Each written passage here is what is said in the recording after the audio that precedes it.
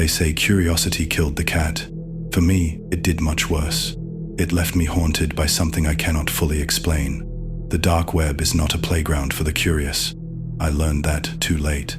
I wish I could say my current diagnosis was the worst of it. But the truth is, what happened afterward made my symptoms feel like a mild headache. It all began during my final year at university. My thesis focused on the psychological impact of internet subcultures, and I chose to explore the dark web. At first, it was uneventful. I encountered the usual scams: fake hitmen, stolen data, drug markets hiding behind encrypted marketplaces. Just the normal chaos of greed and desperation. I was beginning to think there was nothing truly unknown left down there. Then I found a forum. It was buried so deep that I needed 3 extra proxy jumps just to get the page to load. Its title stood out from everything else. It said "True Enlightenment Through Sound." Dozens of comments filled the thread. Each described an audio file that did something to the listener. Most people spoke of strange sounds, feelings of disconnect, echoes that lingered long after the recording ended. I scrolled quickly, dismissing it at first.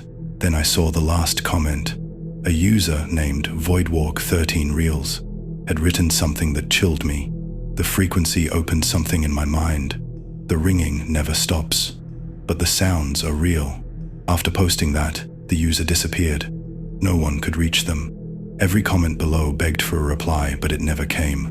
The next morning, my friend Laura dropped by. She saw the deep circles under my eyes and the pile of coffee mugs next to my laptop. She leaned against my desk and said I was going to burn out before graduation. Her bracelets clinked as she reached for my empty cup. The sound echoed louder than it should have. I pointed to the screen. I told her this forum was different. The encryption, the language patterns, it felt like it was hiding something real. She shook her head. I had been saying the same thing for weeks. I knew she was worried about me. A message appeared in my inbox right after she left. Someone had seen me tracking the forum and offered to send me the original audio file. The sender name was written in characters my computer could not display. Out of curiosity and a bit of desperation for answers, I accepted the file. By 3 in the morning, the audio arrived. The name was a string of unreadable symbols. I scanned it with every tool I had. Clean. No malware. No traceable origin. I created a secure virtual machine. Put on my noise-canceling headphones. The forum said the frequency only worked with total isolation, and I pressed play. The sound started barely above silence. I had to check my volume settings to be sure it was working. Then, something began to build. Not music, not static, a low resonance. It hummed beneath everything. The pitch climbed higher and higher. It felt like it was crawling into my brain. My vision blurred. I ripped off the headphones, but the sound did not stop. A high-pitched ring settled into my ears. It pulsed with my heartbeat. I told myself it was temporary, just a reaction to the frequency. When I went back to the forum to report my experience, the page was gone. A simple error screen and strange symbols filled the screen. My eyes burned just looking at them. The ringing persisted through breakfast. I could barely eat. Every sound around me was too sharp. The clink of my spoon felt like a knife against glass. Laura stopped by again. She told me I looked awful. I told her I had been working on my thesis revisions. She offered to bring coffee later and left without asking more questions. I sent her a few texts throughout the day. She never replied. My phone stayed silent. The static in my ears only grew louder. That night, the ringing changed. A new layer emerged. A grinding sound, like metal against metal. My laptop speakers buzzed even though nothing was playing. Then a message arrived from another unknown number. It said the frequency finds those who need to hear. I blocked it, but I could not ignore what was happening. I kept researching. I looked through other forums and cached pages. Other users described the same path I was on. First, the ringing, then the mechanical noises, then the voices. By the 3rd day, I could barely think. My laptop was filled with open tabs. Laura still had not replied. I messaged her again. No response. Her last active status had not changed. Another message came from a different unknown number. This one said, "Listen closer." The grinding intensified. Beneath it, I began to hear something else. A voice, muffled and distant, like it was trying to push through thick static. I slammed my laptop shut. The voice vanished, but the ringing remained. The next morning, I went to the health center.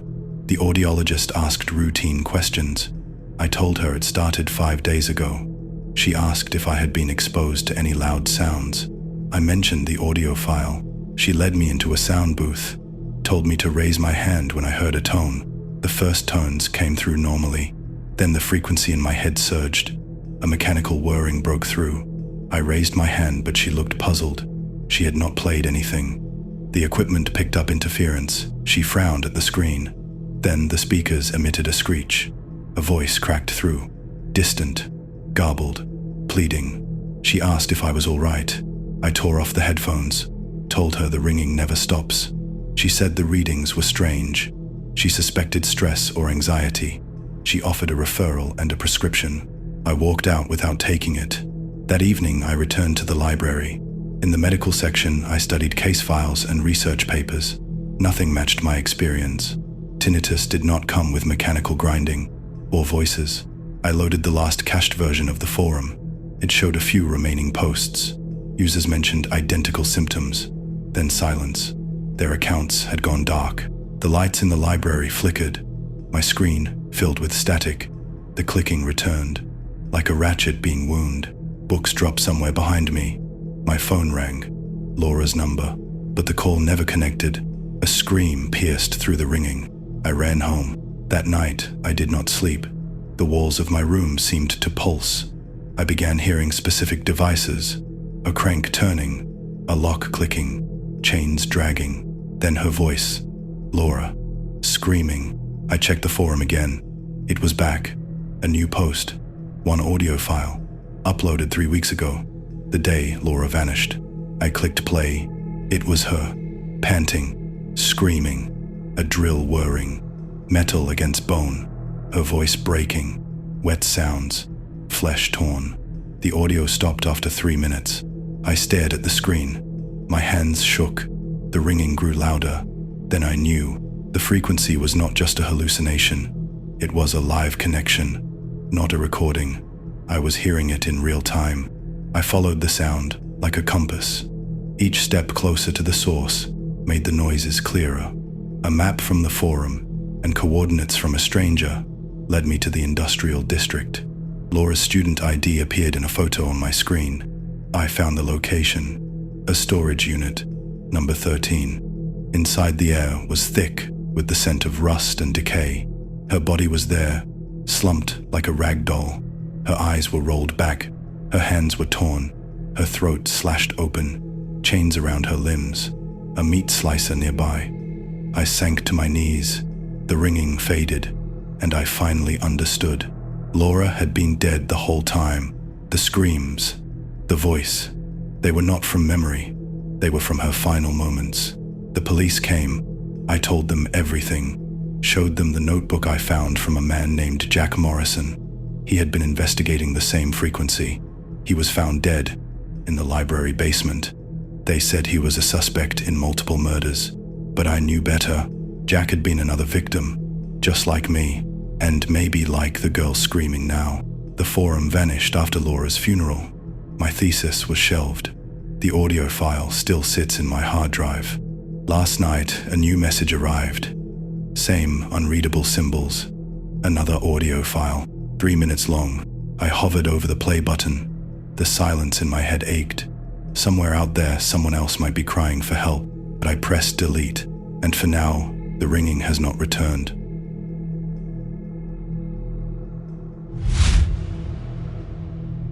I apologize for any odd phrasing or typos. For the past couple of days, I have been having trouble eating, and I am feeling pretty lightheaded. Sleep also has not come easy. Honestly, being behind a computer is probably the last place where I should be, but I need to get this off my chest before I can carry on with my life. We live in a time of constant distraction. Some spend their days with podcasts buzzing in their earbuds. Some calm their minds with a constant stream of YouTube shorts, and others make ambience for their apartment with quiet Netflixed sitcoms. For the past couple of months, my choice of attention duller has been unsecured CCTV cameras discovered through a dark web thread promising unfiltered global surveillance. I would eat my lunches to feeds from vape shops in Bangladesh or quiet intersections in Stockholm. Working home office has instilled a sense of gentle claustrophobia in me.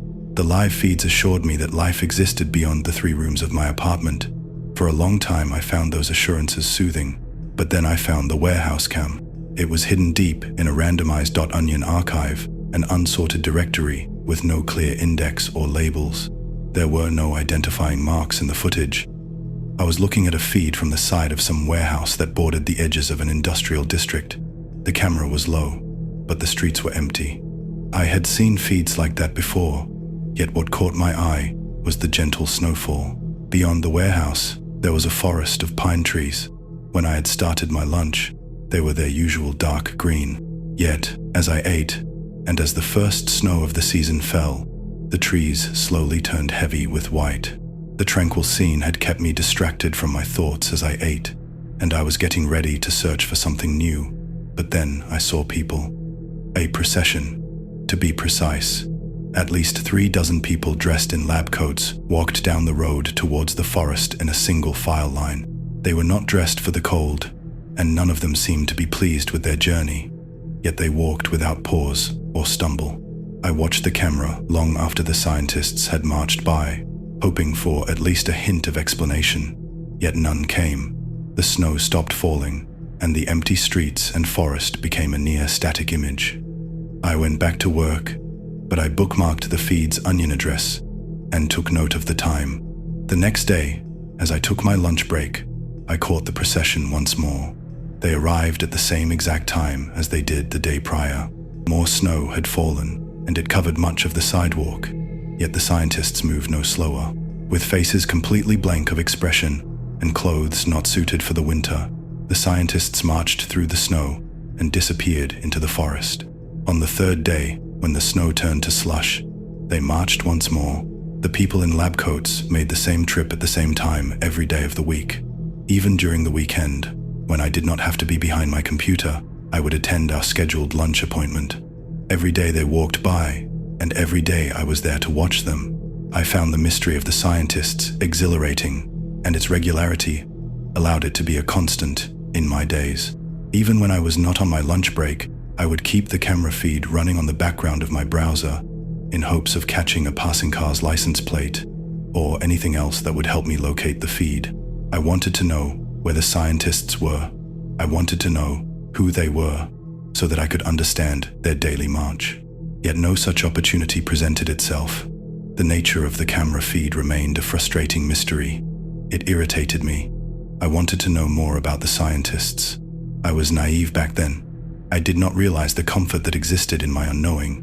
3 days ago, on my lunch break, I was once again counting down the minutes to the usual appearance of the scientists. I had gotten into the habit of only eating when they finally appeared on screen, and I was quite hungry that day.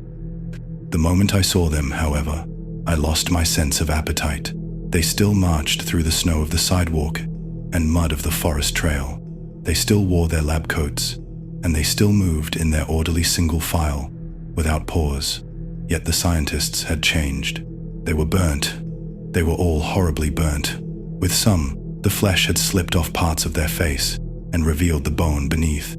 Others still had eyes and skin, yet the extent of the damage was undoubtedly fatal. None of them should have been capable of walking. None of them should have been alive. I watched my screen with utter shock and disgust.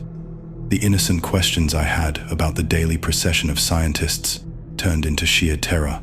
My heart was seized with fear, and my stomach had been thoroughly robbed of all appetite. Yet my mind still hungered for knowledge.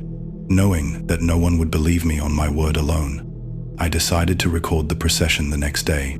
I had hoped that, perhaps, with video evidence of the scientists, someone would be able to see something I had missed. The next day, I attempted to record the procession, and it was a grave mistake. Over the months, I had gotten used to the unfriendly weather that would occasionally accompany the scientists. But when I tuned into the feed the following day, there was a snowstorm the strength of which I had never witnessed before. The sidewalks were engulfed in snow, and the road itself seemed impossible to pass through by car. The weather was horrid, yet the line of burnt scientists still marched. They forced their way through the snow without rest or pause, as they always did. That day, however, as the final scientist of the march passed the camera, they stopped. Their skin was too charred for me to get even an inkling of their identity, yet they clearly stopped and looked at the camera. Slowly, but clearly noticeable on my screen, the scientists shook their head. It was as if they knew I was watching them. Though I was in my warm apartment, looking at the snow-filled scene made me shiver. It was not until after the scientist had left, however, that I felt true fear. I do most of my work on the computer. I have not skimmed on making sure I have a strong rig. A simple screen recording is nothing my machine could not handle. Yet when I tried watching back the footage from the procession, the video was a complete slideshow. I had tried collecting evidence of the burnt scientists, but all I have is pixelated shots of a snowstorm. When I woke up the next morning, I was committed to making another attempt at capturing the procession. That, however, would not be possible. My internet access had been completely shut off. When I called my ISP to figure out what had happened, I was placed into a 2-hour waiting queue. When I finally managed to talk to a representative, they were cagey. Apparently, my internet had been shut off due to criminal use of dark web services. Apparently, the police would contact me about the details. I write this post on my phone while sitting at a bistro. I do not know which law I have broken, and I trust the situation with the police will be quickly resolved. Yet I fear staying in my home. I fear that whoever is responsible for that procession of burnt scientists knows my IP address. I write this post on my phone while sitting in a bistro. This place used to be one of my favorite lunch spots whenever I wanted to treat myself and order in. I have never refused a burger from this place. It is the best in the city. I am hungry, and the air is filled with delightful smells. Yet I cannot bring myself to eat. I cannot bring myself to eat, because whenever I try, all I can think of is the burnt scientists.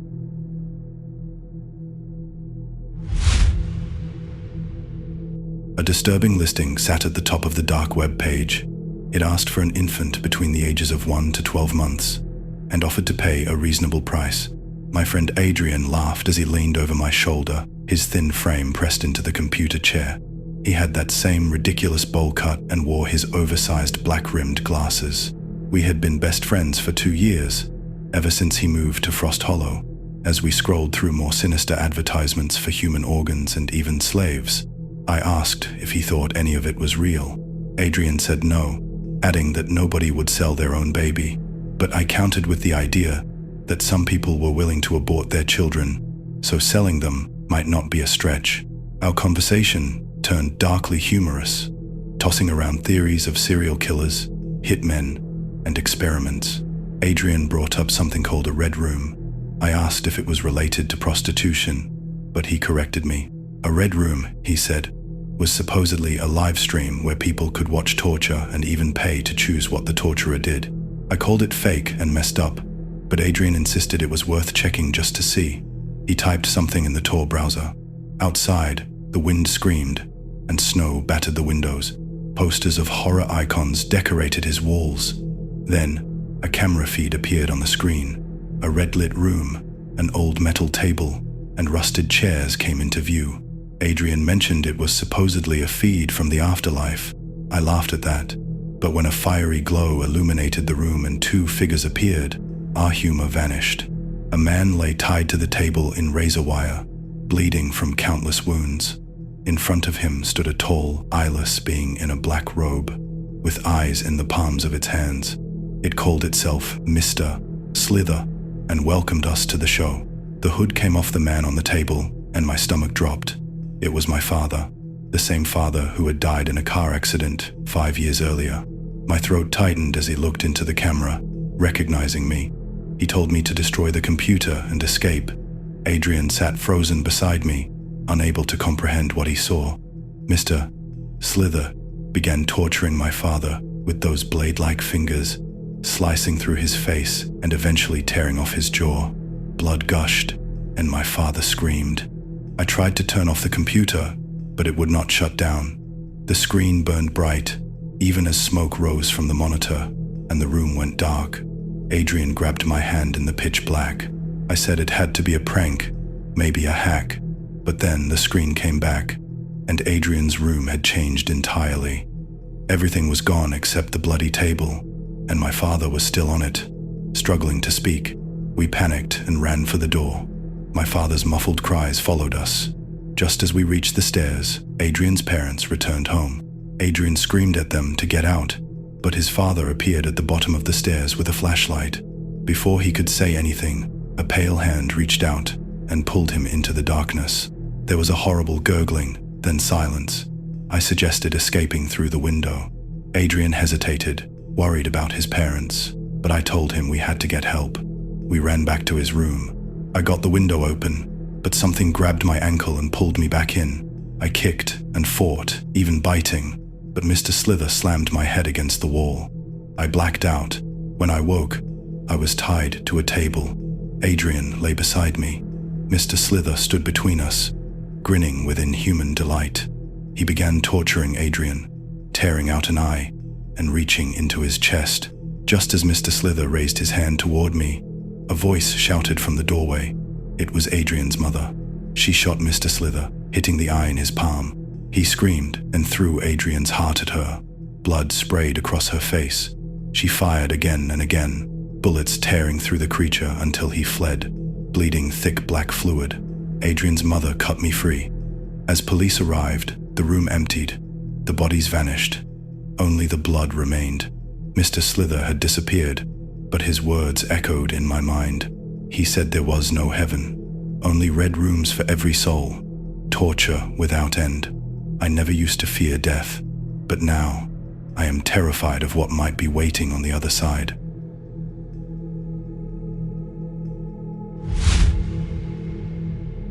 Have you ever yearned to relive the exhilaration of a roller coaster without leaving your room? That was my constant desire.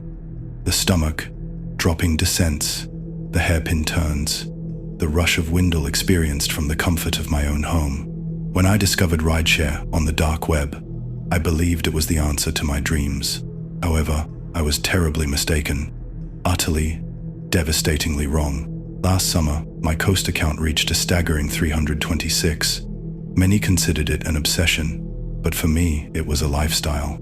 I amassed ride blueprints, spent my days watching point-of-view recordings, and engaged in fervent debates with fellow enthusiasts about the best seats. Back row for maximum airtime, front row for optimal visuals. Every ride told a unique story, and I relished them all. My sister Jackie labeled it unhealthy. During one of her weekly calls, she sighed, inquiring about my last date.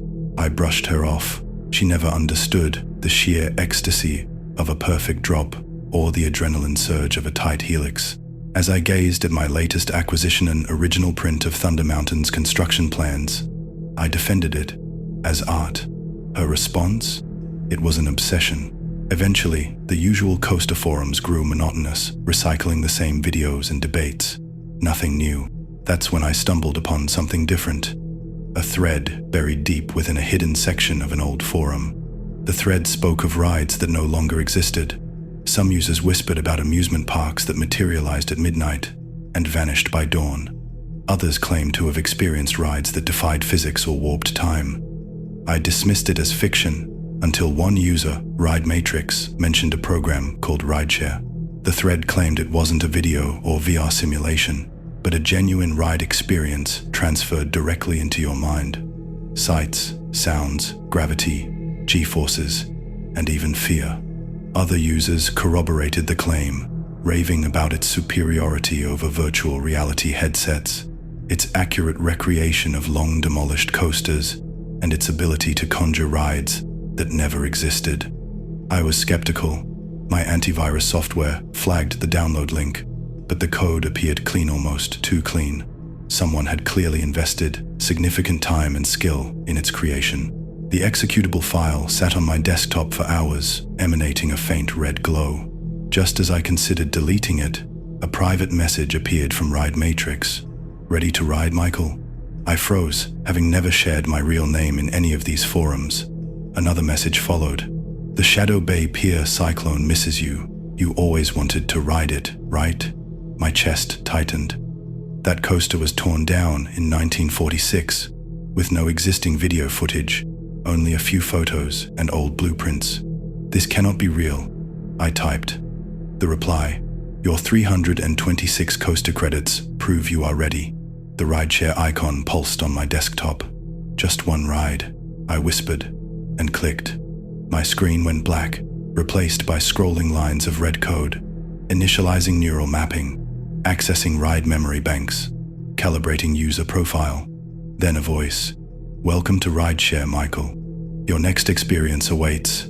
A menu appeared, listing hundreds of coasters, some familiar, others long destroyed, and some that shouldn't exist at all. At the top, Crystal Beach Cyclone. Last operated, 1,946. Intensity, extreme. The room temperature plummeted, and I could see my breath. In the reflection of my dark monitor, someone stood behind me. I turned around, but there was no one. The download hit 100%. Suddenly, I was no longer in my room. I stood on the wooden platform of the Shadow Bay Pier Cyclone, sunlight reflecting off the nearby lake. I smelled popcorn, heard the rhythmic click of old machinery. Everything was vivid, too vivid. My hands gripped the lap bar of the front car. A conductor in a vintage uniform leaned forward and smiled. Enjoy your ride, friend. His face blurred when I tried to focus on it. The train lurched forward, click, click, click, up the lift hill. The skyline of a forgotten city spread below. We dropped. The track buckled and twisted beneath us. A beautiful chaos. It felt real. Every jolt, every screech of wood, every whip of wind. But something else struck me. Memories that weren't mine. Screams that didn't sound like mine. Emotions I couldn't explain. We returned to the station, and I blinked. Back in my chair, covered in sweat. My heart racing. On my screen, experience complete. Rate your ride. I gave it 5 stars. Another message. Excellent response, Michael. Your neural profile shows perfect compatibility. Would you like to try something more exclusive? The menu updated, revealing new categories. Lost rides, impossible thrills, reality-defying experiences. My fingers hovered above the keys. How is this even possible? I typed. Ride Matrix replied, neural mapping and consciousness transfer. Each ride captures the mind of a real rider. You do not just experience the ride, you become part of it. My stomach churned. The next ride was called Hyperdrive, Escape from the Void, from a park that had never existed, with loops that bent in on themselves, a drop that never ended, a design that defied physics. This shouldn't have been possible. Yet, I clicked download. The experience began. This time, the station formed from pure shadow. Riders sat beside me, their faces shifting, aging, melting, changing. One turned to me and spoke in my voice. We are going to have so much fun. We launched into the sky. Time folded. Space collapsed. I screamed, but I wasn't the only one. Dozens of other voices joined mine.